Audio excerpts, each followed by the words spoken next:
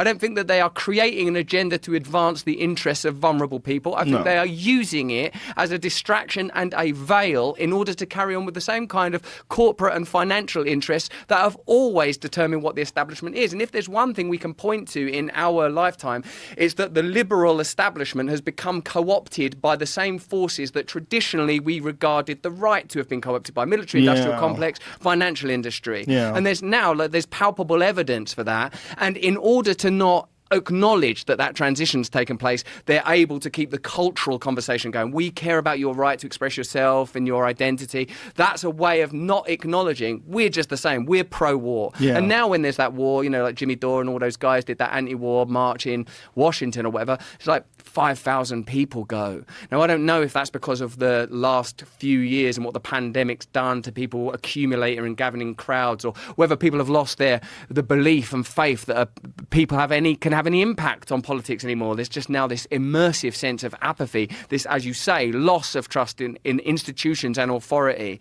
But something extraordinary has happened when people that say that we're the peace and love party are the party that are advocating for war, won't include some of the complex conditions that have led to this current crisis, which there's clearly a case for NATO's infringement on Russian territory, the 2014 coup. I know I'm not telling you anything you don't know, but it's extraordinary that those conversations don't happen. Right. It's actually that post-Trump and post-pandemic, everything sort of enters into that template. There are certain things you're not allowed to say now. If you sort of say, were Russia in any way provoked? Is there any legitimacy to this, to their military, to their military actions from their perspective? That's the same as saying, I don't think you should take certain medications, or maybe masks aren't necessary. And people aren't. It doesn't seem that the culture is learning. It doesn't seem that as the evidence is evolving, that people are saying, oh wow, look, the stuff you were being told 2 years ago now, the things you couldn't say online 2 or 3 years ago,